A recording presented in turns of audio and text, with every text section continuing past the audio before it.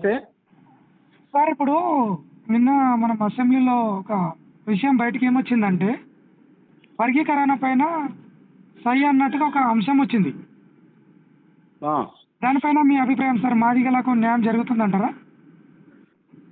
ఏదైనా సరే వర్గీకరణ అనేది అందరి నిర్ణయం మేరకు, అందరి అభిప్రాయం మేరకు ఒక మంచి నిర్ణయంతో తీసుకుంటారు. సో న్యాయం ఉంటేనే దాన్ని వర్గీకరణ చేస్తారు. న్యాయం లేని వర్గీకరణ అవసరం లేదు కదా.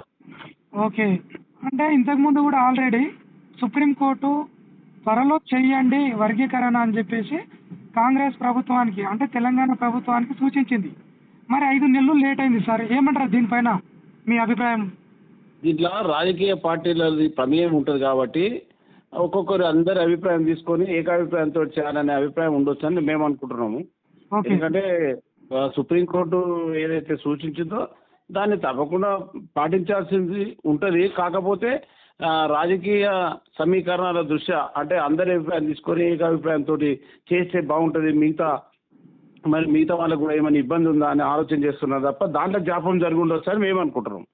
ఇంకొక విషయం సార్, వాస్తవానికి కూడా రేవంత్ రెడ్డి సార్ గారు అంటే తెలంగాణ రాష్ట్ర ముఖ్యమంత్రి వర్యులు అతి త్వరలో మేము పూర్తి చేస్తాము, ఒక కసరత్తు ఏర్పాటు చేస్తున్నాం అంటున్నారు. ఇది సాధ్యమంటారా? ఇప్పుడు ఒక ముఖ్యమంత్రిగా హామీ ఇచ్చారు, తప్పకుండా మీకు ఒక న్యాయం చేస్తా అని ఆయన స్వయంగా చెప్పిండంటే ఆయన దృష్టి ఖచ్చితంగా ఆ విధంగానే ఉంటుందని ఆలోచన చేయాలి. అయితే కొంతమంది ఇంకెవరన్నా ఏమన్నా ఇబ్బందులు ఉన్నాయా, లేకపోతే పార్టీలో ఏమైనా ఇబ్బందులు ఉన్నాయా, దాన్ని అన్నింటినీ అధిగమించాలంటే పార్టీలో కూడా అందరితో మాట్లాడాల్సిన అవసరం ఉంటుంది. కాబట్టి దాని గురించి ఇప్పుడు వరకు ఆలస్యం ఉంటుంది. ముఖ్యమంత్రి గారు సానుకూలంగా ఉన్నారనేది ఇప్పుడు కాదు, గత అసెంబ్లీలో చెప్పిండు, అంతకుముందు చెప్పిండు, మీటింగ్లో కూడా చెప్పిండు. ముఖ్యమంత్రి గారు మంచి నిర్ణయమే తీసుకుంటారని మేమైతే ఇప్పుడు కూడా అనుకుంటున్నాం.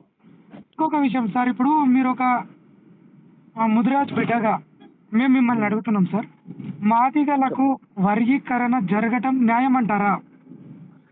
ఇప్పుడు అందరి ఆలోచన చేసి ఒక కోర్టు పరిధిలో ఒక న్యాయం వచ్చిందంటే అది మంచిదని అనుకుంటున్నాం కదా. ఇప్పుడు మళ్ళీ నేను ఒకటి వాళ్ళు ఒకటి అని కాదు, కోర్టు పరిధిలో కోర్టే చెప్పిందంటే ఒక న్యాయం ఉంటుందని మేము కూడా అనుకుంటున్నాం. ఎందుకంటే దాంట్లో పూర్తిగా లోపల పోయి ఇప్పుడు మాదిగలకి ఏంటి అనేది మాకు పూర్తిగా తెలియదు కదా. సో ఎక్కడ న్యాయం జరుగుతున్నది అనేది మాదిగలకు తెలుసు, మాదిగలకు తెలుసు.